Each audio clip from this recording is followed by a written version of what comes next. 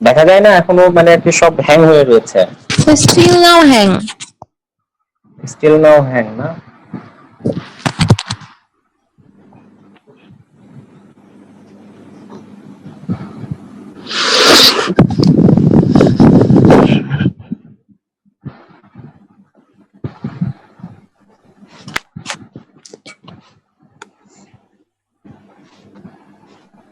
আচ্ছা, এই যে দেখো পাম্পকিন ওয়েব যে ফন্টটা আমি নামিয়ে নিয়েছি, ঠিক আছে, সেটা কিন্তু এখন আমার ফোল্ডারে।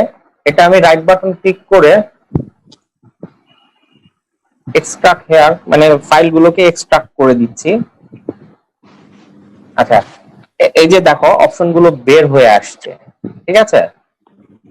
আচ্ছা, আমি যে ফন্টটা নিয়েছি, এই হলো যে ফন্ট দুইটা, দেখতে পাচ্ছ এই দুইটা ফন্ট, যে ফন্টের অপশন দুইটা আমার, যেটা আমি পাম্পকিন ওয়েবটা নামিয়ে নিয়ে আসছি। হ্যালো, স্যার দেখছি, এখন দেখা যাচ্ছে? দেখা যাচ্ছে সবার? জি স্যার। আচ্ছা, পাম্পকিন ওয়েবের যে ফন্টের আমি যে র ফাইলটা নামিয়ে নিয়ে আসছি, এই দুইটা আমি সিলেক্ট করে সবারই কম্পিউটার বা পিসির লোকাল ডিস্ক সি, ঠিক আছে, এই দুইটা আমি কপি করতেছি। কপি করে লোকাল ডিস্ক সি তে চলে যাচ্ছি। আচ্ছা, লোকাল ডিস্ক সি তে দেখো এখানে একটা উইন্ডোজ এর একটা অপশন আছে, একটা ফোল্ডার আছে। উইন্ডোজে আমি ঢোকার পর দেখো এখানে অনেকগুলো আমার অপশন আছে, তার মধ্যে এখানে একটা অপশন আছে এই যে ফন্টস, ওকে। ঠিক আছে। এই ফন্টস এর মধ্যে ক্লিক করলে দেখো যে এখানে আমাদের যে ওই বিভিন্ন যে সফটওয়্যারে যতগুলো ফন্টস আছে, সব ফন্টস গুলোর ফাইলটা হলো এখানে সব সেভ হয়।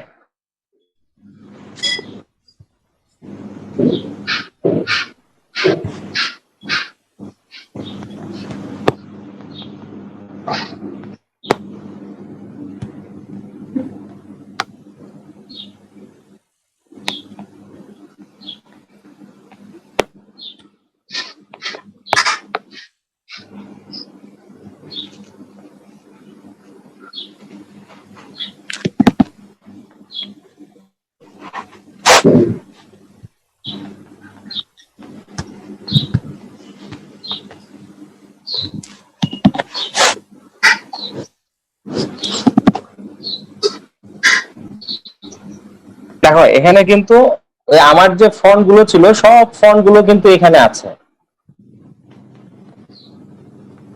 ঠিক আছে। আচ্ছা। আচ্ছা, এই ফন্টে এখানে এসে ওই দুইটাকে আমি পেস্ট করে দিচ্ছি।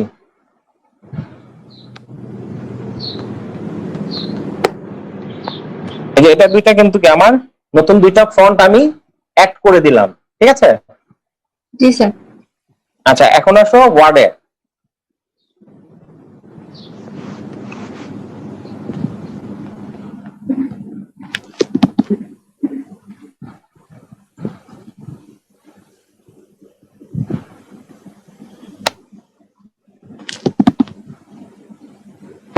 হ্যাঁ স্যার, এখন আচ্ছা, অর্ডার চলে এসছে।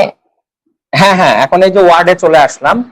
আচ্ছা, ওয়ার্ডে চলে এসে দেখো যে আমি এখানে যে নতুন যে এটা মানে ফন্টটা লিখলাম, মানে এন্ট্রি করলাম, সেটার নামটা কি? Pumpkin web personal use. হ্যাঁ হ্যাঁ,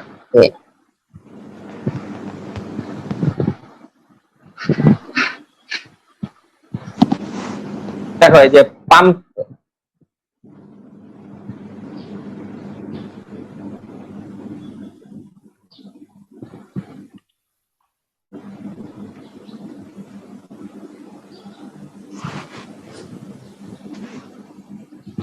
স্যার আপনার তো অনেকগুলো ফ্রন্ট, পিতে অনেকগুলো আছে, এই জন্য এরকম আসছে। আপনাকে পামকিনটা লিখলে আসবে।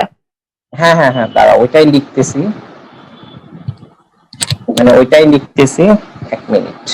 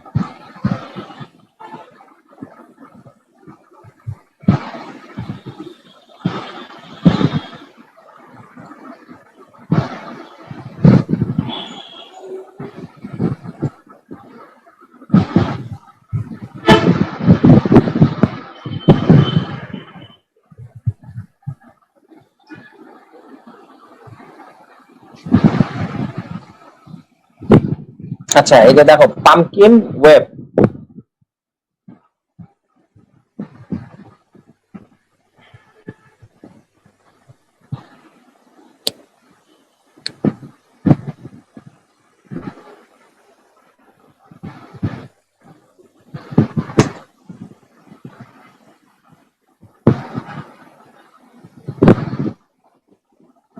এই যে পামকিন ওয়েবের যে মানে ফন্টটা যেটা আমরা এন্ট্রি করলাম সেই ফন্টটা এখানে চলে আসছে।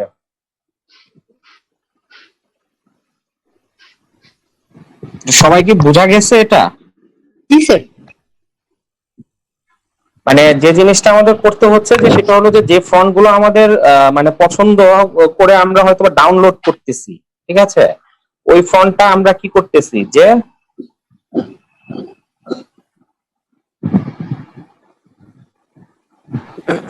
স্যার স্যার এই ফোনটা যে আমরা নামাইলাম এটা কি অ্যাডোবি ইলাস্ট্রেটরে অ্যাড হয়ে গেছে?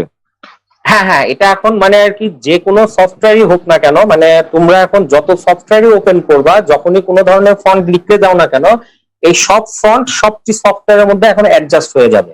মানে এই ফন্টটা এখন তোমাদের এখানে মনে করো যে এন্ট্রি হয়ে গিয়েছে।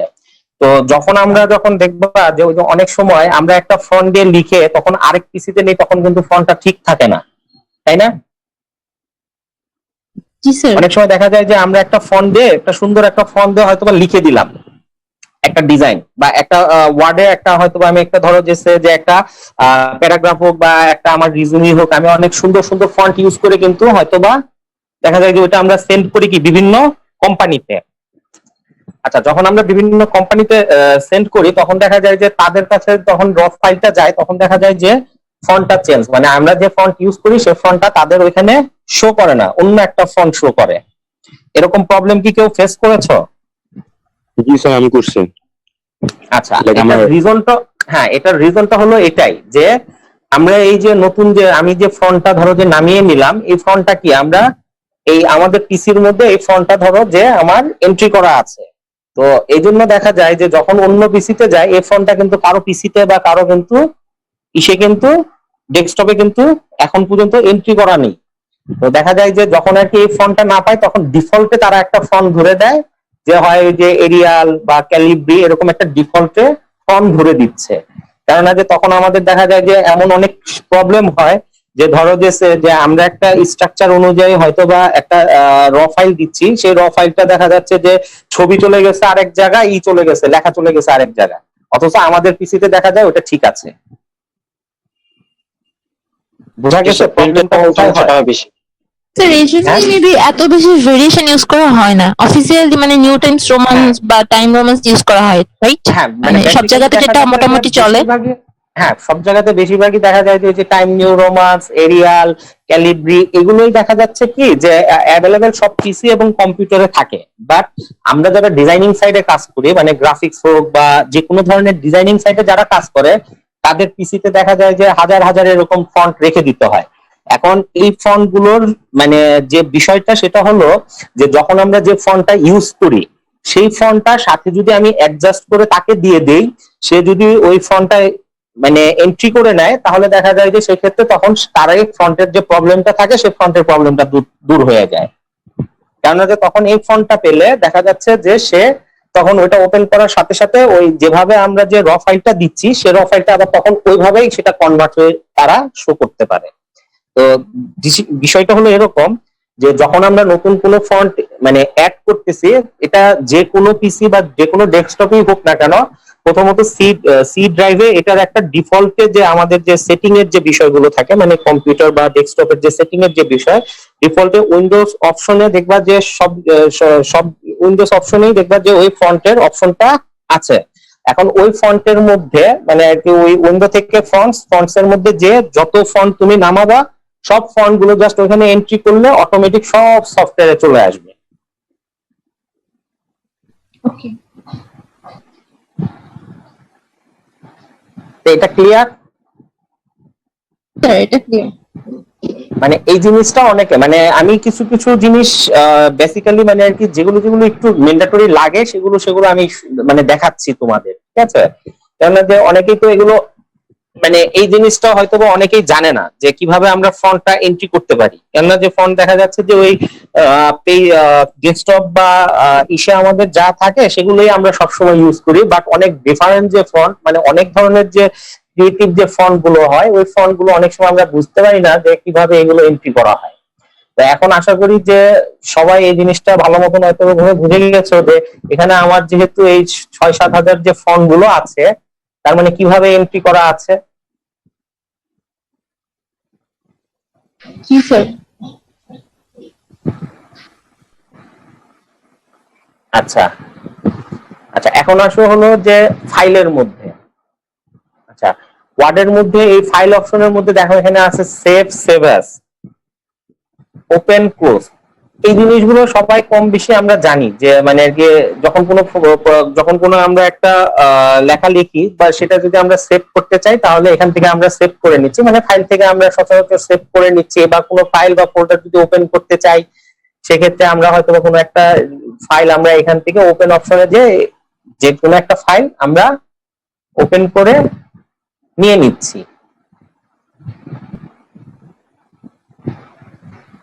ঠিক আছে। জি স্যার। আচ্ছা, এরপরে আসো হোম অপশনে। হোম অপশনে দেখো এখানে বেশ কিছু ক্রাইটেরিয়া আছে, মানে হোম মেনু বারে এখানে দেখো বেশ কিছু ক্রাইটেরিয়া আছে, কাট, কপি। দেন এখানে তো ফন্টের যে বিষয়, লেখা তো এটা তোমরা বুঝতেই পারতেছো যে আমরা যখন কোনো লেখালেখি করি তখন এখান থেকে যে কোনো ধরনের আমরা লেখা লিখে থাকি। এটার যদি সাইজ ছোট বড় করতে চাই, পাশে এই যে দেখো যে ফন্টের সাইজ অনুযায়ী লেখাপড়া ছোট করারও অপশন দেওয়া আছে। যদি আমরা বোল্ড করতে চাই তাহলে বোল্ড করে দিচ্ছি। যদি আমরা মানে ইটালিক আঙ্গিকে মানে আর কি একটু ইটালিক স্টাইল লিখতে চাই তাহলে ইটালিকে টিপে দিলে অ্যাঙ্গেল ইটালিক হয়ে যাচ্ছে।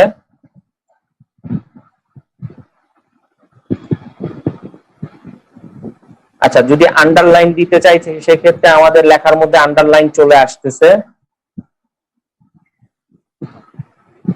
দেন এখান থেকে আমরা সেন্টেন্সের যে কেস গুলো আছে, lower case, upper case. Upper case দিলে সব বড় হাতের হচ্ছে, লোয়ার কেস দিলে সব ছোট হাতের হচ্ছে। অনেক সময় আমরা লেখার মধ্যে যে মানে ক্রাইটেরিয়া গুলো, যে ছোট হাতের যে ক্যাপিটালাইজ ইজ ওয়ার্ড, মানে বড়টা ক্যাপিটাল হচ্ছে আর বাকিগুলো সব ছোট হাতের লেখা হচ্ছে। মানে আমরা যে যে ধরনের ফন্টের যে কাজগুলো করে থাকি, ফন্টের মধ্যে যে ভেরিয়েশন গুলো হয়, আমরা সেটা এই বিভিন্ন অপশন থেকে করে নিচ্ছি। এখানে দেখো কিছু অপশন আছে যে আউটলাইন, মানে ওই লেখার মধ্যে দেখো যে ডিজাইনের মধ্যে আমরা যদি লেখার মধ্যে এই ভেরিয়েশন গুলোর দিকে তাকাই তাহলে এখানে এই যে আউটলাইন,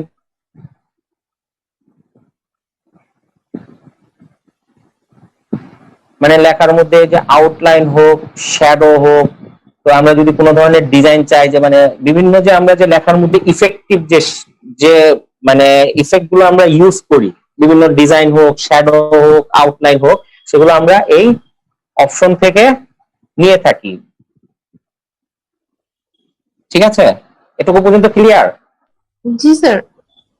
আচ্ছা, এরপরে হলো যে মানে আর কি লেখার কালার, আমরা যদি কোনো লেখার কালার চেঞ্জ করতে চাই তাহলে সেই ক্ষেত্রে এই অপশন থেকে এখান থেকে আমরা লেখার কালার গুলো চেঞ্জ করে নিচ্ছি। মানে আমরা বিভিন্ন ক্রাইটেরিয়া বিভিন্ন কালারফুল যদি লেখা লিখতে চাই। তো এটা গেল আমার হোমের ফন্টের পোর্শনটা। আচ্ছা, এখন আসো হলো যে অ্যালাইনমেন্ট বা টেক্সট অ্যালাইনমেন্ট গুলো আমরা কিভাবে কাজ করে থাকি। যেমন ধরো এখানে একটা অপশন আছে যেটা হলো যে বুলেটস। বুলেটস তো সবাই জানো যে মানে কি হয়, আমরা যে 1 2 3 4 বা এ বি সি ডি দিয়ে পয়েন্ট পয়েন্ট যে অপশন গুলো ইউজ করি, সেই বুলেটস গুলো আমরা এখান থেকে এই যে দেখো যে আমরা কোনো সময় অনেক সময় বিভিন্ন ধরনের টাইপ লেখার সময় যে বুলেটস গুলো ইউজ করি, এখান থেকে বুলেটস থেকে যে কোনো একটা ডিজাইন আমরা হয়তোবা ইউজ করে থাকি। আবার অনেক সময় আছে যে দেখা গেছে যে 1 2 3 4 এ বি সি ডি, মানে বিভিন্ন যে লেখার যে ভেরিয়েশন গুলো, মানে ওগুলো করার জন্য কি আমরা এই নাম্বারিং টাইপ গুলো করে থাকি। যে এক নাম্বার, 2 নাম্বার, এই টাইপ গুলো অবশ্যই বুঝতেই পারতেছে, এগুলো আসলে বোঝানোর কিছু নেই। আচ্ছা, এরপরে হলো যে বিভিন্ন সময় আমরা হয়তো বা লেখা লিখতেছি যে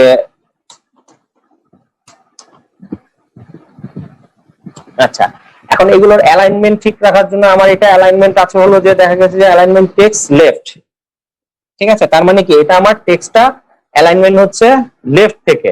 এখন আমি যদি অ্যালাইনমেন্ট সেন্টার করে দেই তাহলে এটা জাস্ট সেন্টার ক্লিক করলে লেখাটা আমার সেন্টারে চলে আসতেছে। অ্যালাইনমেন্ট টেক্সট যদি রাইট করে দেই তাহলে সেটাকে আমার রাইট থেকে লেখাটা শুরু করবে। এগুলো লেখার যে বিভিন্ন যে অ্যালাইনমেন্ট গুলো সেগুলো কিভাবে আমরা মানে আর কি ডান বা বাম বা সেন্টার করতেছি, জাস্ট সেগুলো শো করার জন্য আমাদের এই অ্যালাইনমেন্ট গুলো লাগে। আর আমরা যদি স্ট্রেট করি তাহলে সব দিকে লেখাগুলো স্ট্রেট হয়ে যাচ্ছে, যে মানে আর কি জাস্টিফাই করে দিচ্ছে যেটা।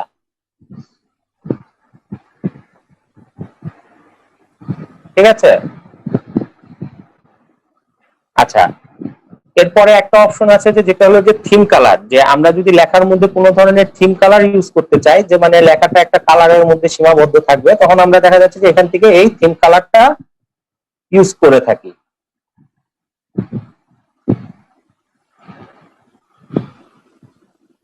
আচ্ছা, এই পর্যন্ত সবার কি ক্লিয়ার? জি স্যার।